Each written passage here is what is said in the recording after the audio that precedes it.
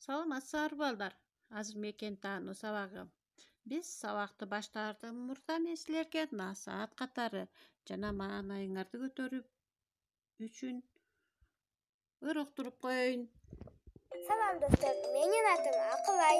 Men hazır sizlerge kantip koldu tuğra juğandı öğretem.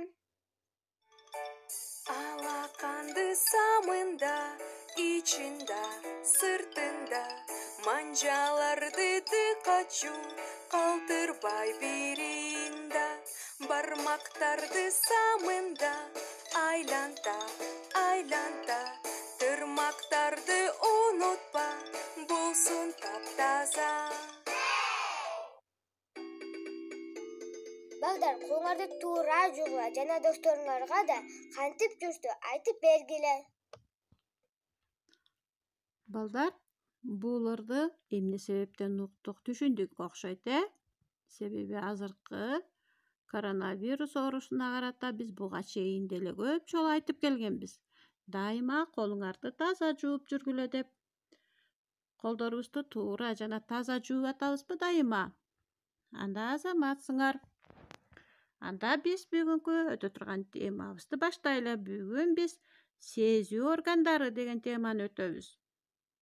Сабактын максаты сезүү органдары боюнча маалымат алып түшүнөсүңөр, таанып билүүңөр, ойлоо жөндөмүңөр, көз карашыңар калыптанат, өз ден соолугуңарга кам көрүү маанилүү экенин билесиңер.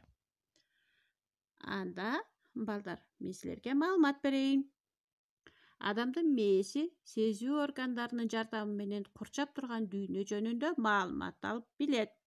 Сезүү органдарына көрүү, угуу, жыталуу, даам сезүү жана туюу кирет. Аны мээ башкарып турат.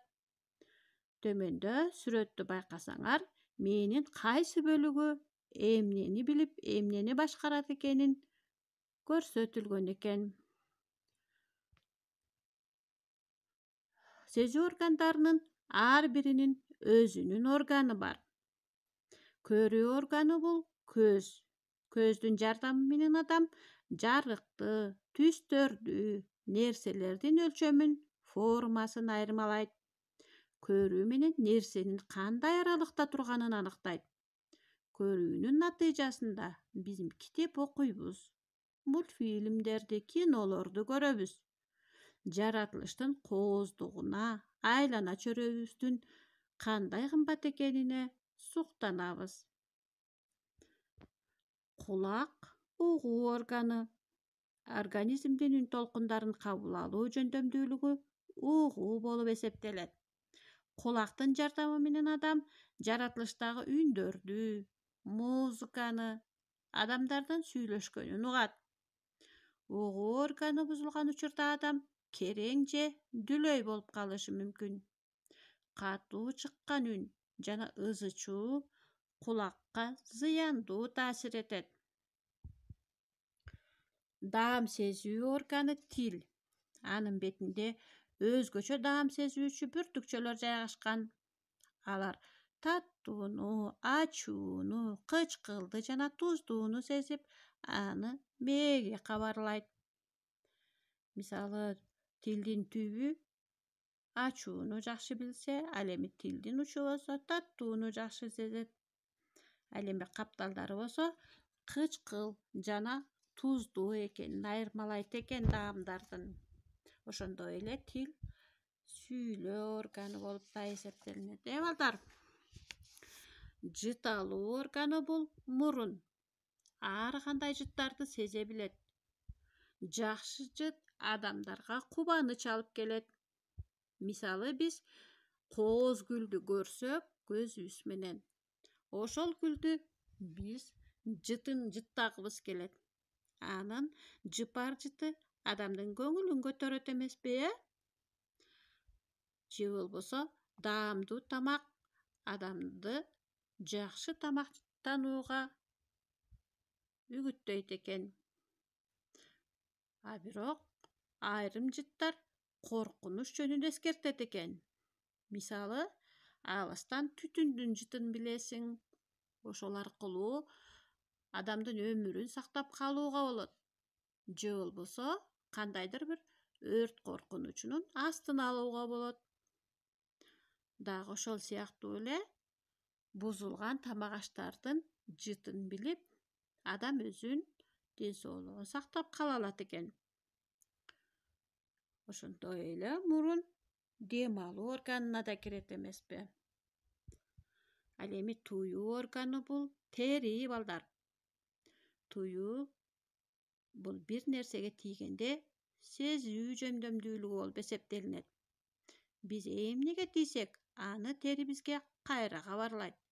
Тери менен биз жылмакка же отуракка экенин сезебиз. Буюмдун формасын аныктайбыз. Жылуулукту, суукту, ооруну билебиз. Бардык сезүү органдары чогуу аракеттенишет жана бирин-бири толуктап турат. Алардын эс акылы да болот. Маселен, мандариндин жытын пияздын жыты менен алмаштырбайбыз, Адам бир нерсени көргөндө, анын таттуу же ачуу экенин көзү менен эле элестетип билет эмеспи? Алардын бардык маалыматтары мээге келет. Ал эми мээ болсо башка органдарынын иштешине буйрук берет экен. Анда балдар, биздин доктордун кеңешин уккула. Көзүңдү колуң менен укалаба. Эгер брач жазып берсе, көз айнек тагынгандан уялбаш керек. Телевизорду узакка көрүү же компьютерде узак иштөө бул зыян. Китептер көздөн 30-35 сантиметр аралыкта болушу керек. Айрым балдар китепти өтө жакын кармап алып окуйсуңар, Мына көрдүңөрбү? Эгер өтө жакын кармаганда көз бузулат экен. Транспортто баратканда окуба. Бул учурда китепти көздөн керектүү аралыкта кармоо кыйын болот. Коргоочу көз айнексиз күндү жана жаркыраган электр лампасын караба. Катуу ызычуу, кескин чыккан ачуу үн, өтө катуу музыка кулактын угуусун бузат. Ошондуктан ачуу үндөрдөн алыс болуш керек экен. Кулагыңды дайыма самындап жуугун. Эгерде кулагың ооруса, дароо врачка кайрыл. Кулакты ширенке же болбосо учтуу нерселер менен чукубаш керек экен.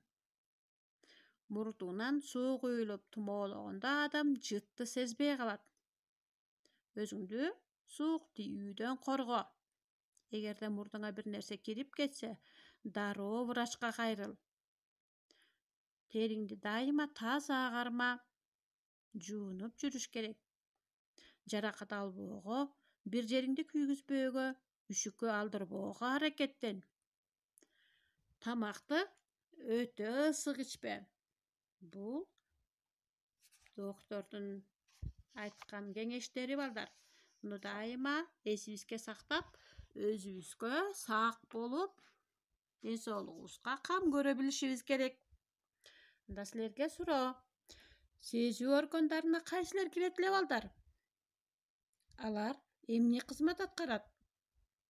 Адам ден соолугун сактоо үчүн эмне кылыш керек? Телевизор, компьютер, уюлдук телефонду көпкө кароо кандай зыяндарды алып келет? Бул суроолордун айланасында ойлонобуз. Келгиле балдар. Жаздын күнү эмеспи? Гүл өстүрөбүз. Биздин гүл сезүү органдары деген гүл аталат экен. Кана? Гүлдү өстүрөлүбү? Анда силерге суроо. Сезүү органдарына кайсылар кирет? Атайбыз. Анда баштадык. Биринчи гүлдүн желекчеси чыкты балдар. Бул угуу органы, кулак жөнүндө айтып берет экен. Экинчи желекчебиз да чыкты. Даам сезүү органы кайсы? Даам сезүү органы тил. Жыт сезүү органы. Бул мурун. Туюу органы адамдын териси. Ал эми көрүү органы бул көз болуп эсептелинет. Карачы балдар, бажырайган гүл өстүрүп койдук, азаматсыңар. Эми силер ушулар боюнча кенен окуп 172-73 беттерди карасаңар, кенен жазылган маалыматтар бар. Аны дагы окуп түшүнгүлө. Анда саламатта калгыла балдар. Ишиңерге ийгилик, жакшы баалар менен окугула.